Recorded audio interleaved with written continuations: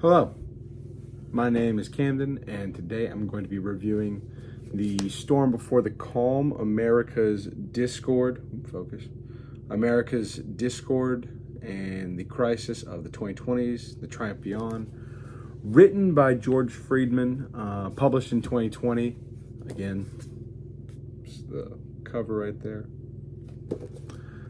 I am very familiar with this book.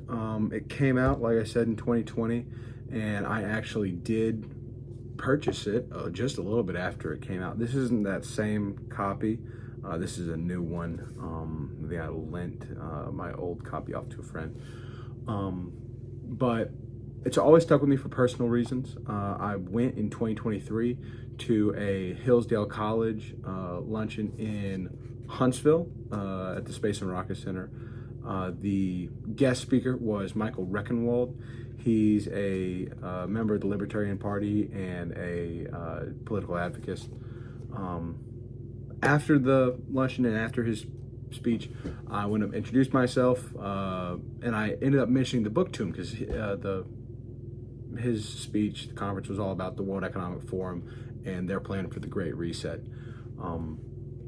But told him about the book, and he said, no, it's just one man's predictions, probably not going to happen, none of it. So I thought it was pretty ridiculous, because by far the book is much deeper than just one man's predictions.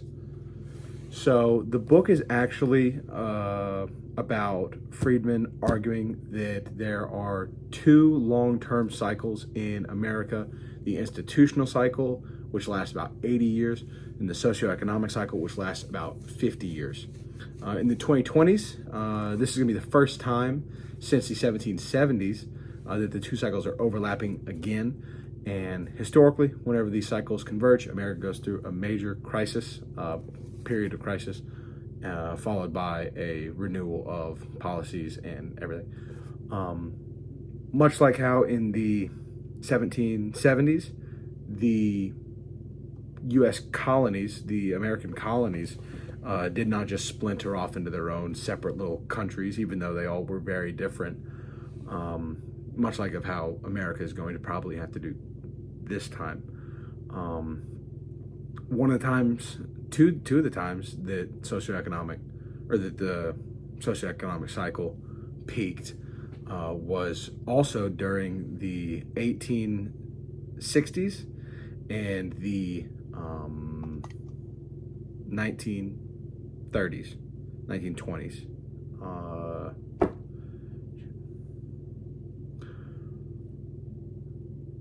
Another time that the socioeconomic cycle peaked was in the 1860s as well as the 1940s. But the reason that the U.S. didn't go through such a major change, which it did, it went through the Civil War and World War II, was also because the institutional cycles did not peak.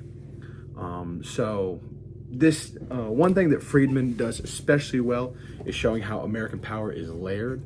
Local, state, and federal. He explains local government dealt with the most immediate needs like policing, schooling, daily services.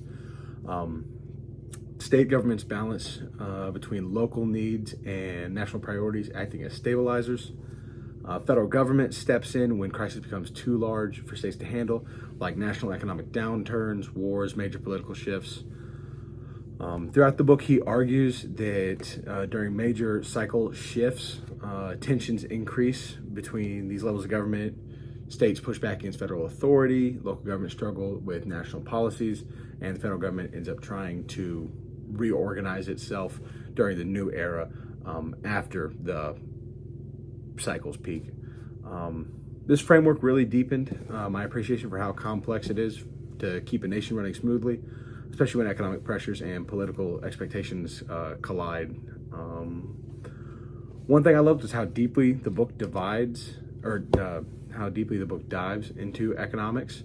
I've always loved economics, and this book helped me understand that the Federal Reserve has much more to manage than I thought to keep things functioning smoothly. It also highlights how political power can become corrupted, especially during transition eras. honestly, I felt these pressures personally is getting harder and harder to afford basic things on a normal wage. Inflation is affecting everybody, especially those the 20 to 30s, early 20s to mid 30s age. Our situation is nowhere near as bad as it has been for other generations, especially in other countries, such as 1920s, 1930s Germany. They had it very rough. The tone of the book, I think Friedman's tone is perfect.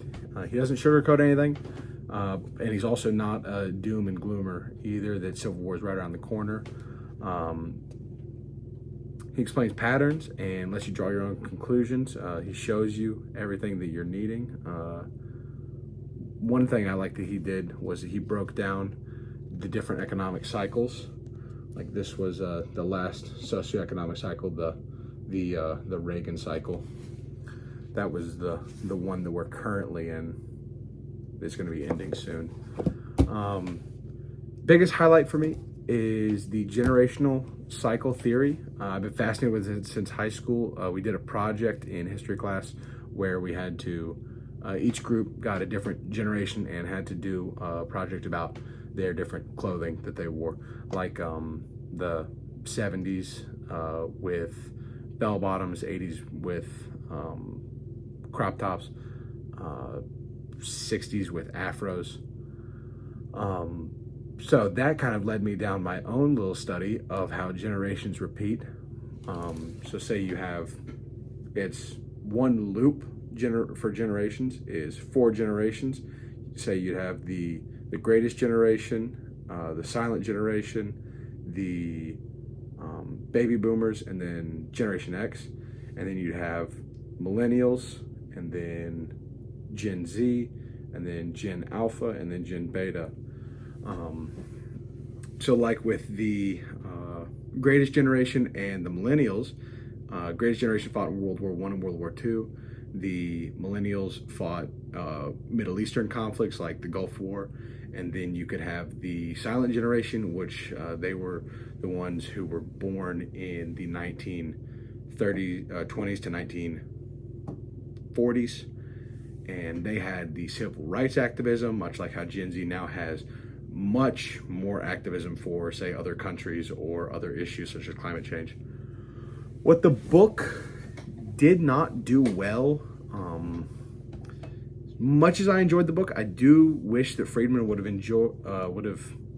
included a short chapter about how major national cycles, such as the end of the Reagan socioeconomic cycle, will affect everyday people. He does talk about geopolitical shifts, federal restructuring, and economic cycles, but I think it would have strengthened his position if he would have showed what it means for somebody who's going to work, raising a family, trying to afford housing. I agree with Friedman that the cycle theory is real. You can see patterns clearly if you look at how generations behave and how institutions come and go. I also agree that reforms will eventually come, not until the system hits its breaking point. But what I was saying about the generational cycles is that I found out later it's not its own thing. It's actually called the Strauss-Howe theory, which came about in the 80s. I only found that out very recently, that was actually its own theory. Would I recommend it to somebody?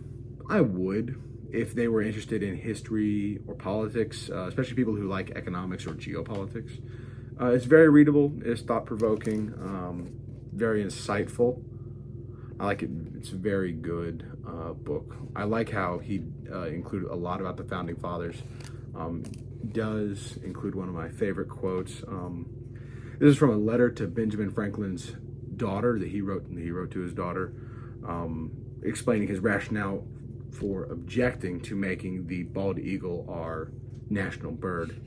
He says, "For my own part, I wish the bald eagle had not been chosen the representative for our country, for he is a bird of bad moral character.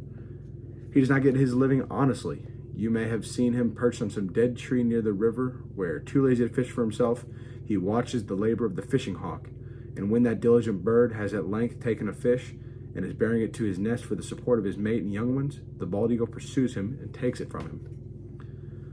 I like that quote. He has many more quotes. The book includes maps and talking about the American colonies at the very beginning. Where's an example of some graphs? It includes graphs about U.S. GDP to debt ratio, and then beneath it includes another graph about assets and liabilities. There's a lot of graphs in this book. Very good book. I would recommend it to a lot of people. Honestly, in this book, there isn't too much I disagreed with. Like I said, if I had to choose something, I'd say he does feel a little bit too confident in his forecasts. I think world events, especially foreign influence, can change things quickly. One question, if I could meet George Friedman, or if message him, email something, I'd ask him what his thoughts on foreign influence might be and how that might shape the next American cycle. In short, Storm Before the Calm is a powerful look at how America has reinvented itself and how it is doing so again in the 2020s. Whether you agree with Friedman or not, the book forces you to think about history in a different way. I found it's a very good book. Recommend it to anybody. Again, this is the cover, and thank you for watching.